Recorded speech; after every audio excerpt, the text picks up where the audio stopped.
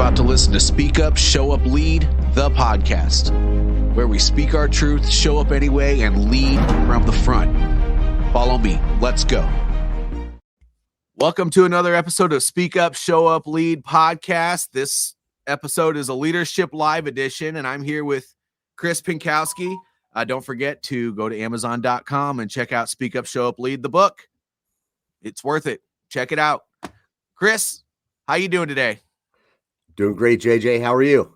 Man, it's Saturday. I'm up early. I have a veterans coffee connection this morning, and so I think it's going to be a good day. Awesome. Yeah. What about you?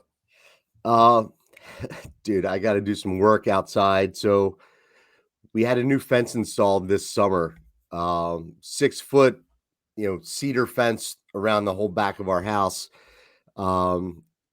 And our dog broke through 3 of the slots, I guess 2 days ago. So I had to go to the fence company and get some matching slats. And so I'll be fixing my brand new freaking fence today.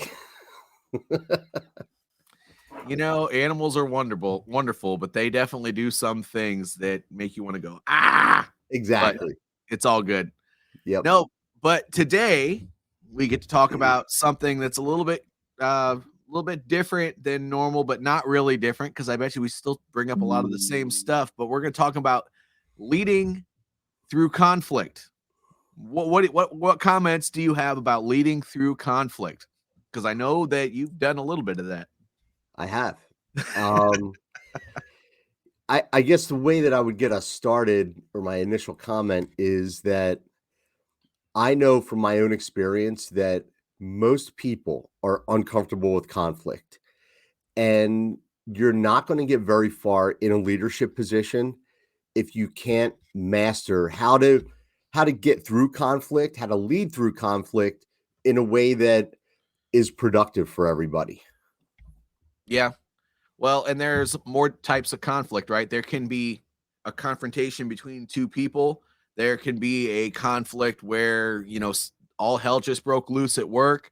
I mean, there are many different categories of conflict. And so, it doesn't really matter which category it falls into. If you can't, well, it's your job as the leader in the organization to manage that and not be the one that adds to the problem. I mean, if you meet that level of frustration in the conflict with everybody else's level of frustration, because usually it happens, then do you think that conflict is going to get easier to deal with or harder to deal with? No.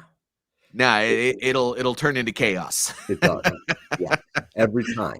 Every single time. And it doesn't matter if you're dealing with one-on-one stuff or if it's just an overall work issue. So that's something to consider.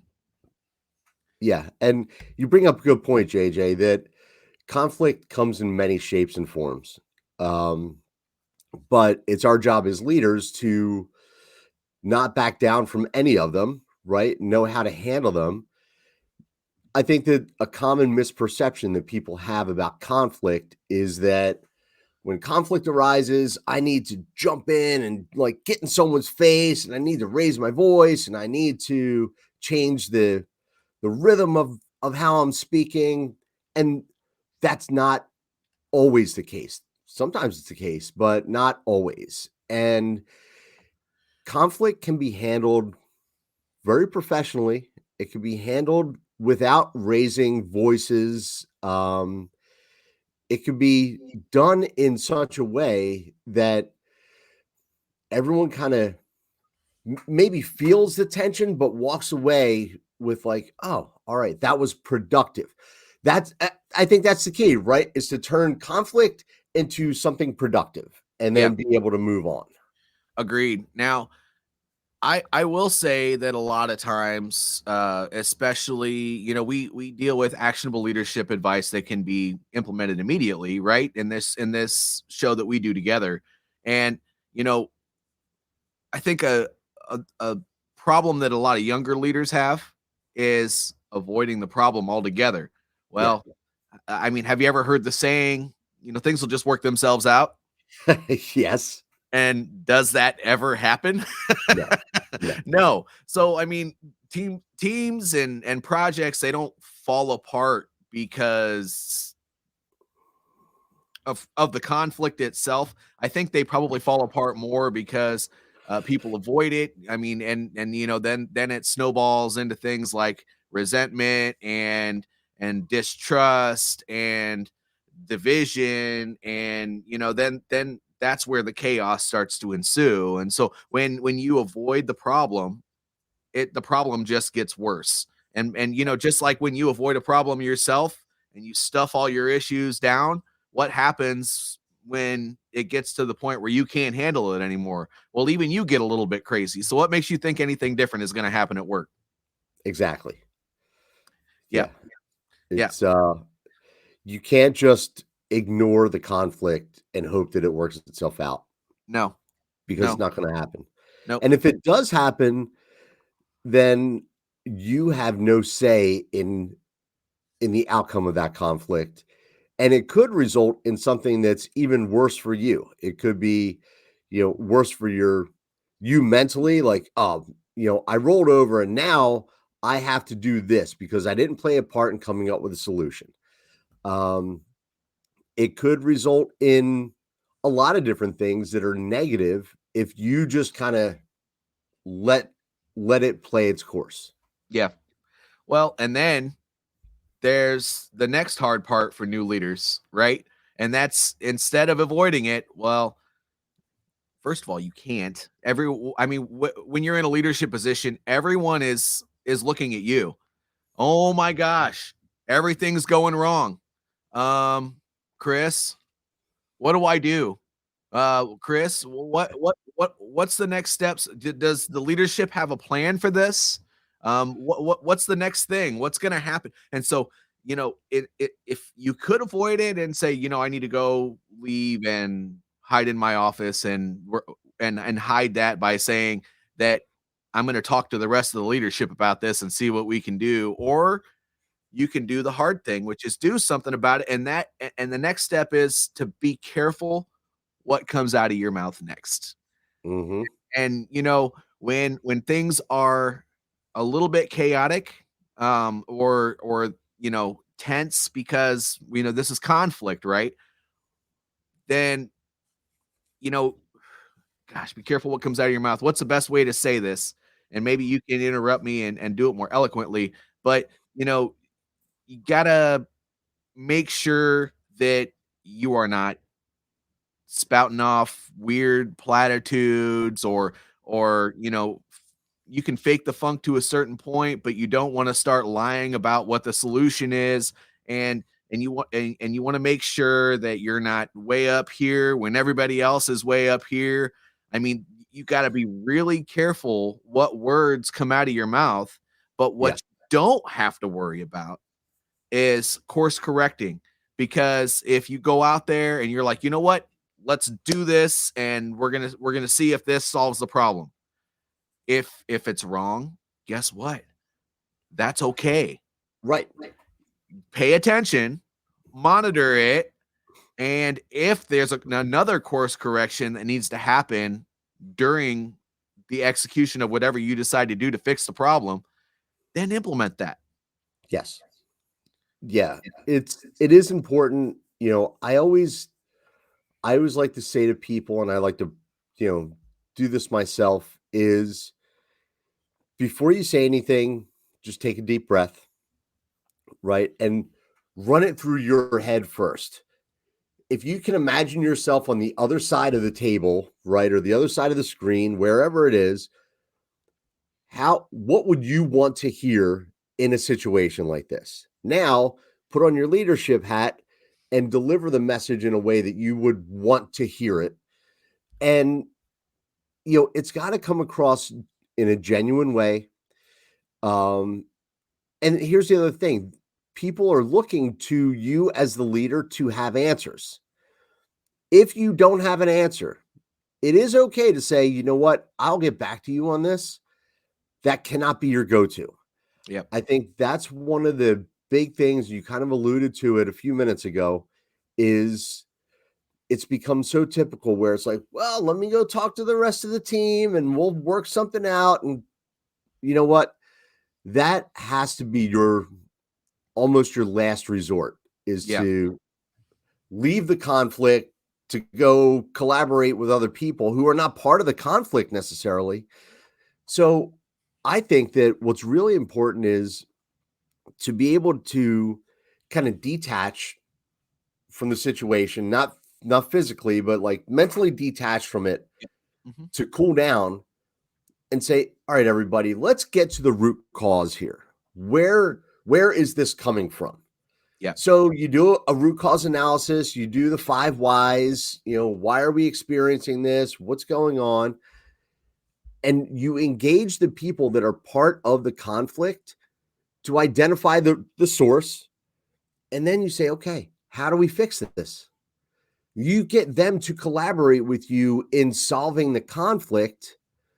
And now everybody's got some buy-in. All right, this is how we're going to execute. This is how we're going to move forward. We understand that there's some unknowns here, but we're going to start moving and we'll iterate as we go. I was actually going to mention that next, because that's another model to do it. As a leader, we're not meant to have all the solutions. And first, I want to go ahead and we had a listen or a watcher here that had a comment. I don't know what the second part of what you said was, but let's talk about not overcommitting. Thank you, Terrence, for making Oh, that yeah. comment.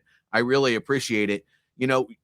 Overcommitting, that can mean so many things, and so we don't want to take it out of context. You said don't over, but also don't be maybe indecisive. So I don't know, but I don't know what the second That's a part of that fine means. line. It is, yeah. So when you overcommit to something, that, I don't know. That's hard, because a leader should be all in. When he says he's got a when he says there's a solution, and especially when things are going crazy, you want to look like you have confidence so that your people aren't second guessing every step that you make along the way.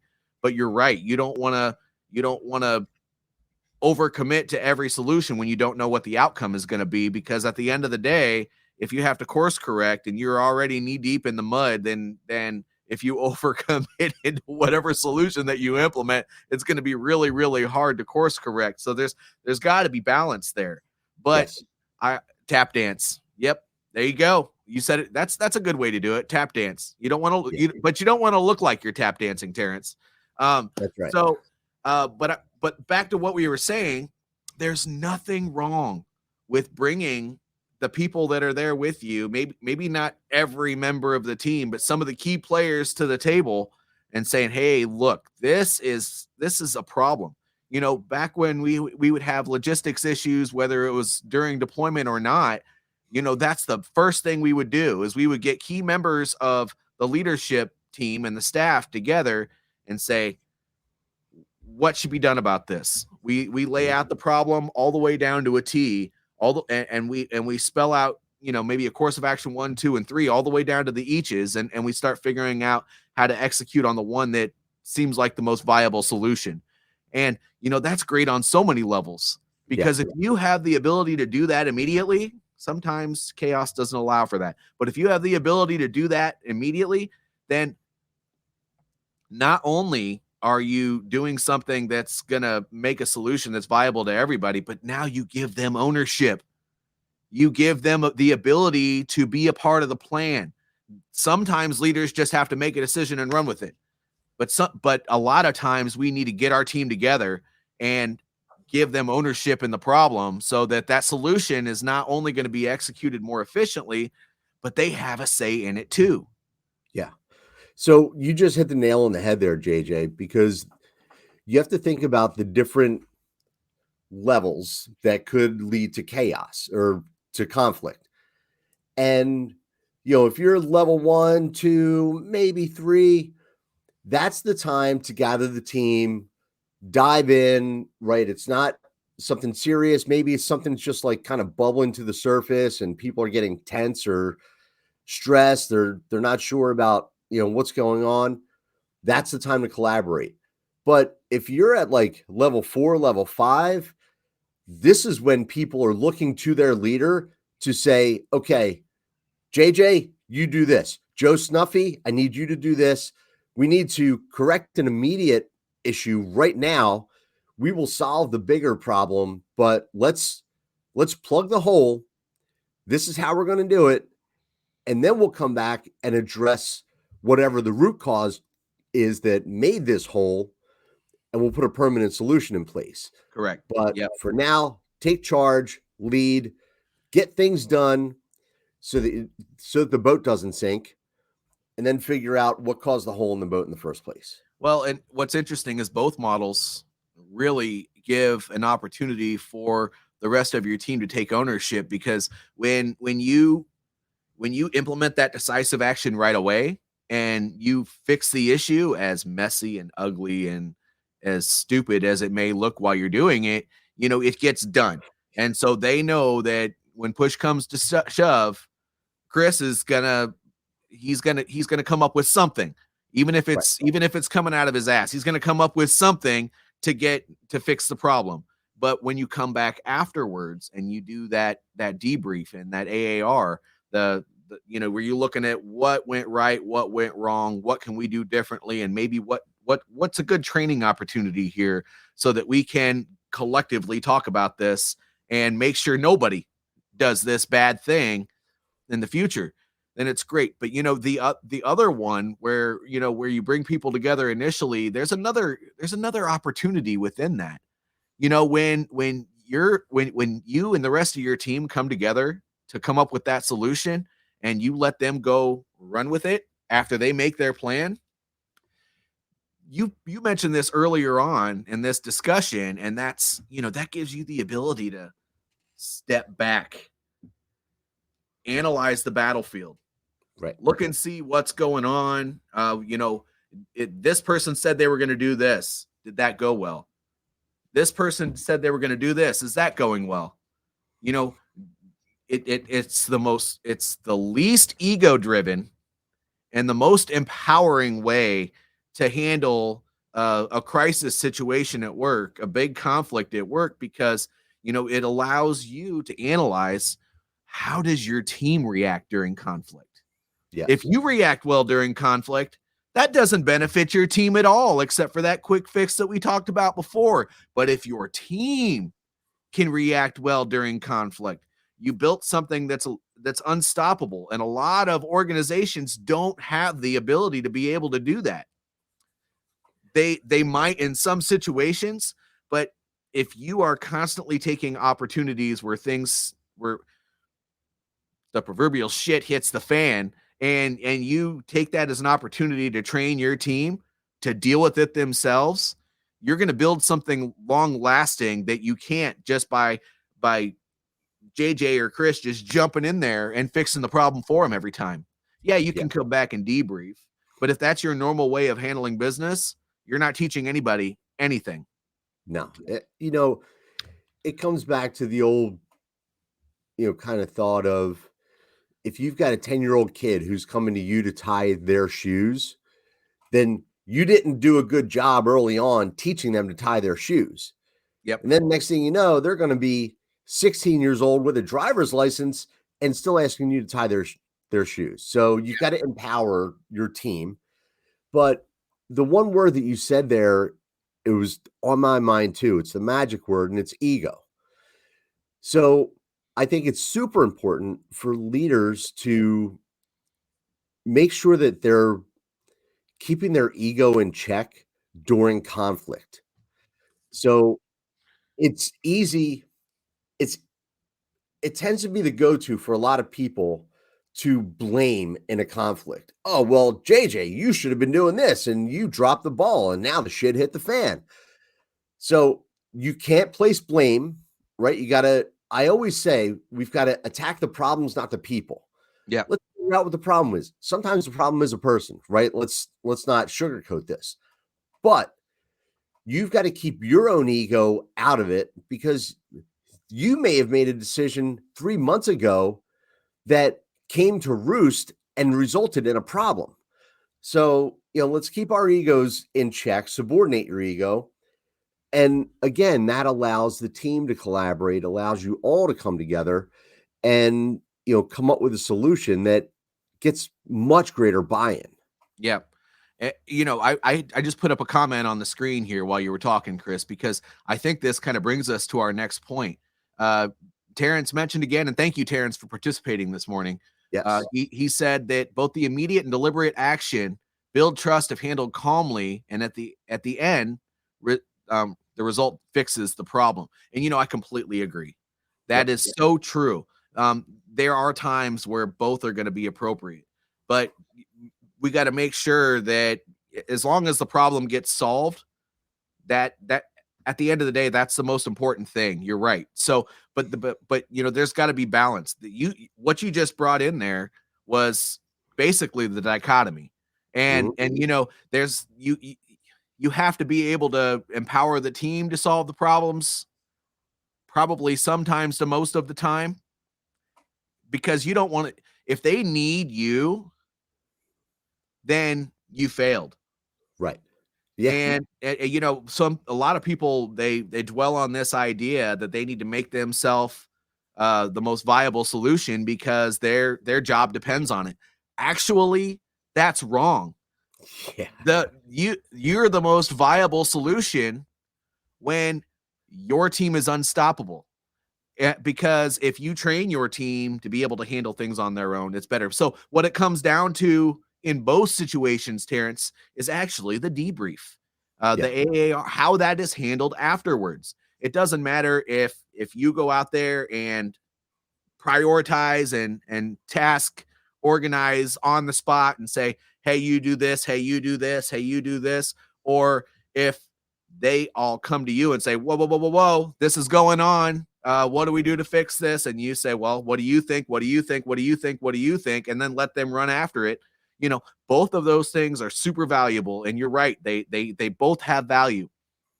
But what's the likelihood that if you learn from both of those situations during the debrief that they're not even going to really come to you unless it's worse next time, and Yeah. then the next big thing that happens, that they come to you even later, and then that debrief every time, it's going to be shorter, more succinct, but it's also going to be more powerful and more valuable, and you want them to be empowered to handle it themselves, because if you're always in the mix, then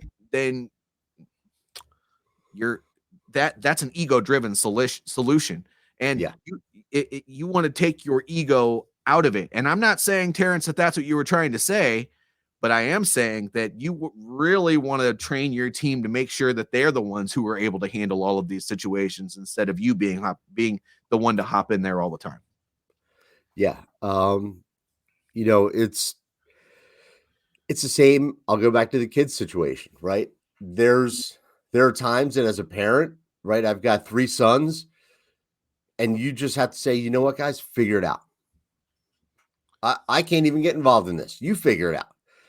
And sometimes by you walking away, it helps the team to say, oh shit, all right, we got to work together. We got to figure this out.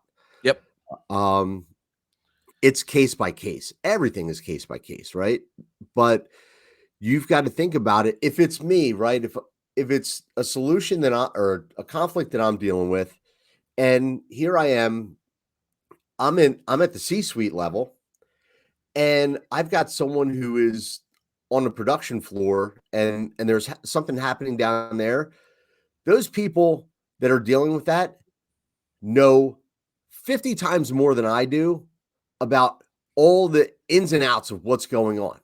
So I may be able to guide the conversation, but ultimately, those are the subject matter experts who are going to have probably a much better solution. I can come in with the outside the box, like, hey guys, have we thought about this, that? I know we always do steps 1, 2, 3, 4, 5, or any of those steps irrelevant, whatever. Like I can kind of push back and add my comments from afar.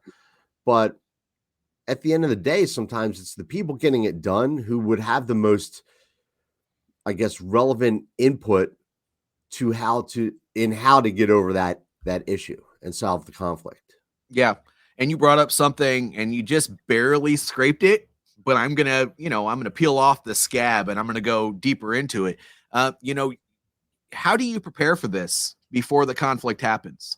So, from a culture perspective, how often are everybody listening here? How often do you take your team to the side, members of your team, and say, you mentioned that this was a problem. Well, how would you fix it? Mhm. Or maybe bringing all of your team members together at one time or another, even if it's in your little morning brief before they go out on the floor and doing their work, or at the beginning of shift if you work a different shift or whatever the case may be, and problems start coming up, saying, "Do you know how to solve that? What would your solution be?" This is all simple stuff right here. Or is Yeah, it, or saying, "Well, he didn't have a solution, guys. What's another solution that could potentially, be, solve this problem?"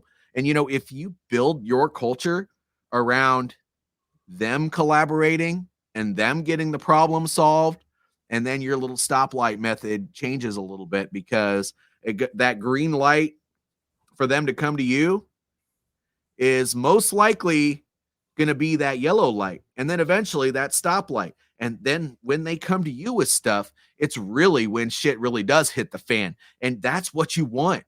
that's what That you is want. absolutely what you want. Because if you have a team that collaborates together and gets the problem solved, and you as the leader only have to get involved when stuff really gets bad.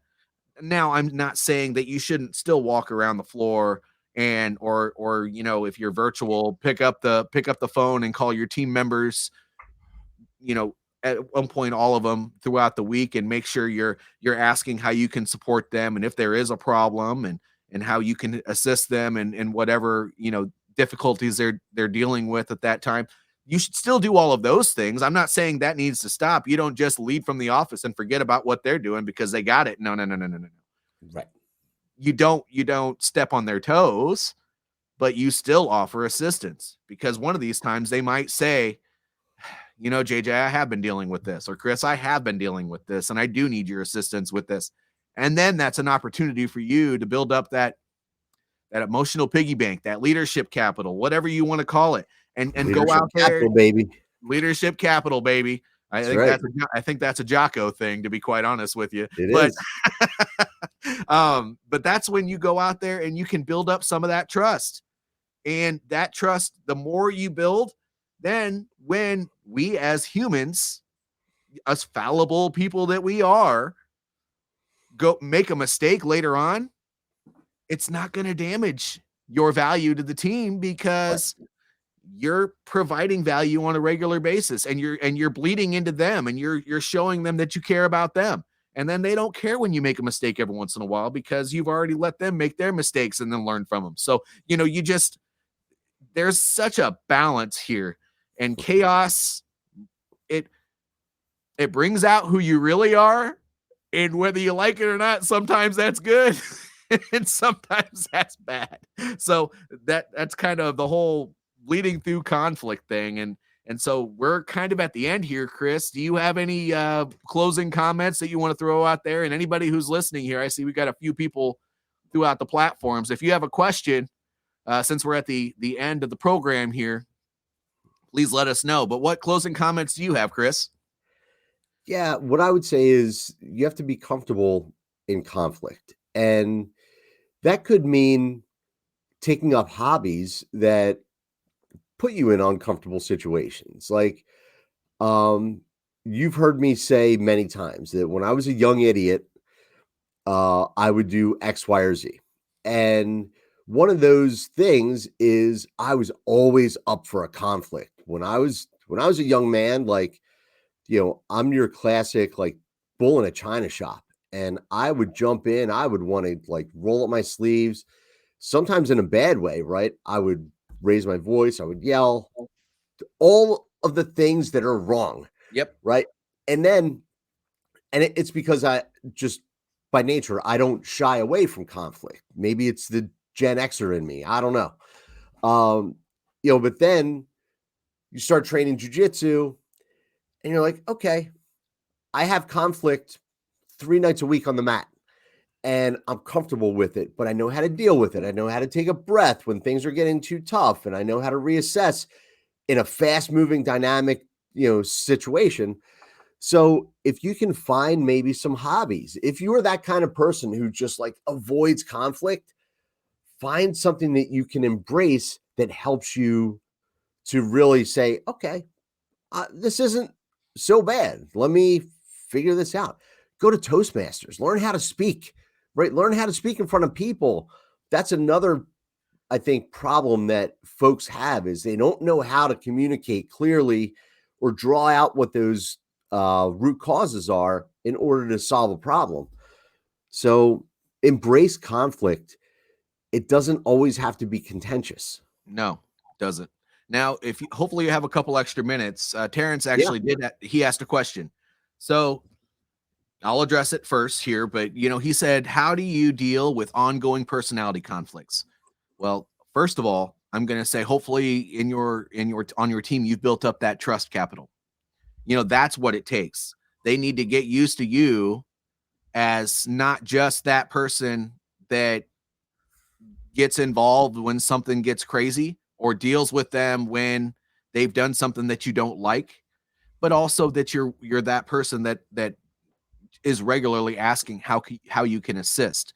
One thing that people overlook on a regular basis, and I'll get to your actual answer here in a second, because it's more complicated than just dealing with an ongoing personality conflict. So it once you have trust with a person and you build up a rapport with a specific person, dealing with a personality conflict is a professional development moment. And Mhm. and it can be one, it can be many, but they have to, you have to get rid of that intimidation factor, whether we like it or not.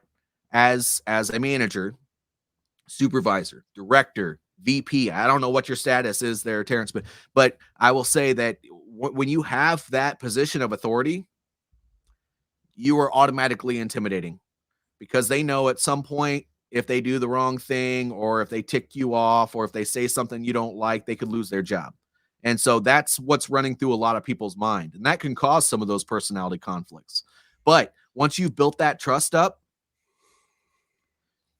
I would say that, it's when you take them off to the side and let them know that there is a personality conflict, whether it's how they deal with one of their fellow employees, or how they deal with you, or how they deal with customers, then likely it's going to be a lot more productive.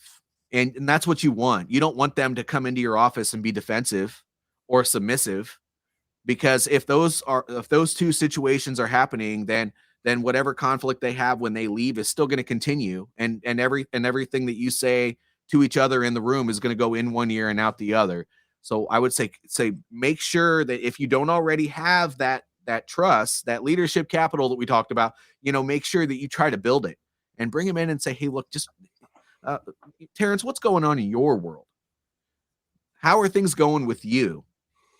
I've noticed that things are out of sorts. You ask open-ended questions that make him open up, he or she open up, so that you can get to the root cause. If you have the trust, the conversation's going to be easier. If you don't have the trust, then you gotta ease your way into the conversation, because if this person already has a personality conflict, whether it's not engaging enough with others, or over engaging, being aggressive in some sort of a way, then you're not going to be able to get to the root cause of that unless you ask open-ended questions and coach them through whatever's happening in their situation.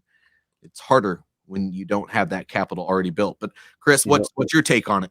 yeah, I'll jump in with a different angle here. If it's an ongoing personality conflict, that's where you've got to evaluate, like, is this person really a culture fit for our organization? Because everybody has different personalities, right?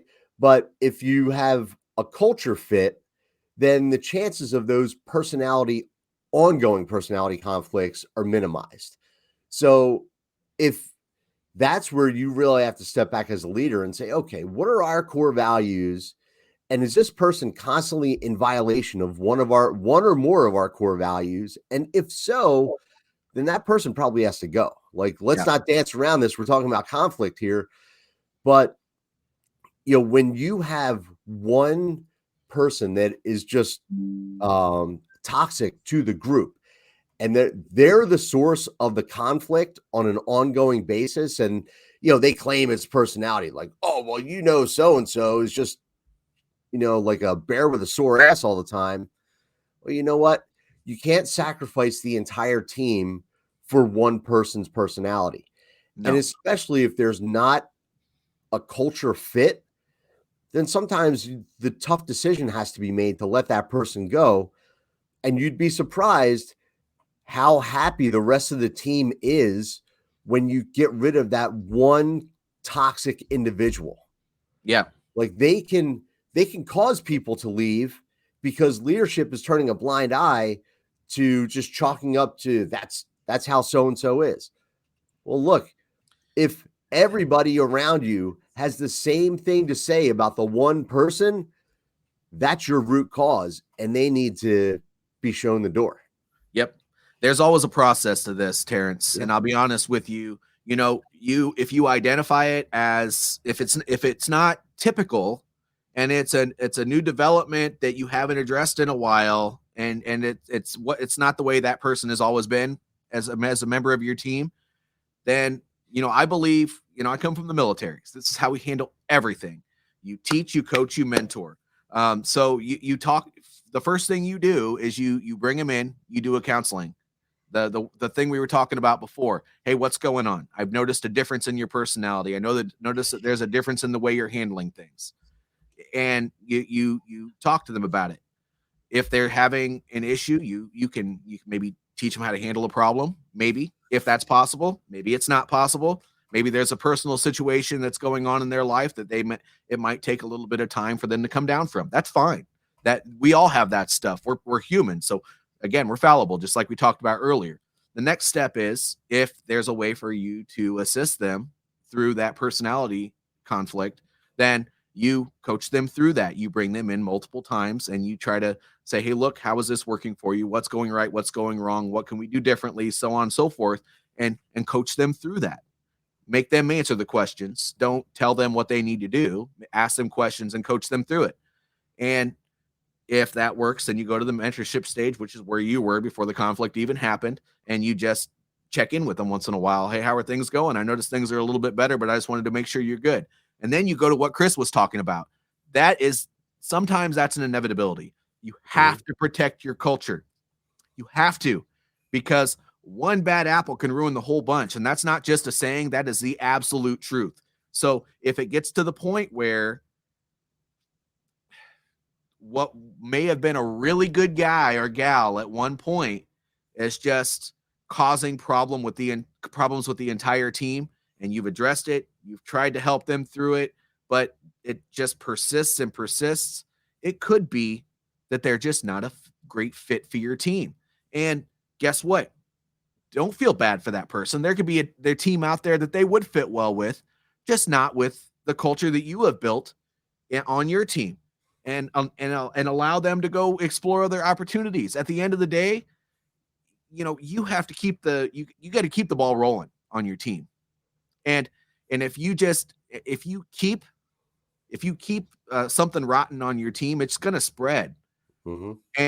And that, I'm not saying that person that you may be talking about is rotten. I'm not saying that at all. But if they're not a good fit because they're causing problems consistently, then they might just have to go. Yep. Exactly. Yep. And that might not be the answer you wanted. But at the end of the day, There are sometimes layers. there are layers. At the end of the day, sometimes someone's not a good fit. But you should always take an ownership perspective to it first. What can you do as a leader to help solve that problem? But you can't always solve everything. Right. You can't. You just can't. And I don't really think there's anything else to say about conflict. I think you summed it up well. We beat the dead horse, and so we'll move on. Let me pull up the calendar here, because next time we are going to talk about. That's a good one. The next one's a good one, JJ. It is your leadership identity. Who are you when no one's watching? So we're going to be talking about integrity. Yep. We're going to be talking about who you are. And we touched on it this call, but we're going to go in depth with it next time. So that's great. I'm looking forward to that. For those of you who are watching, by the way, thank you, Terrence, for participating today. We encourage that with our audience, but for those of you who catch it later, that's okay too. You know, not everybody can be up bright and early on a Saturday, and we appreciate that. But make sure you like the video if you actually do like it. Subscribe if you're on my YouTube or my Spotify or Apple, whatever. I have podcast stuff all over the doggone place. But the most important thing is to comment below. Let us know what you like or what questions you have, and share this with your audience if it resonates with you enough to pass a message along. But anyway, we will see you all next time. And don't forget to buy my book, Speak Up, Show Up, Lead, on Amazon.com. Adios. Have a great day. See you in 2 weeks.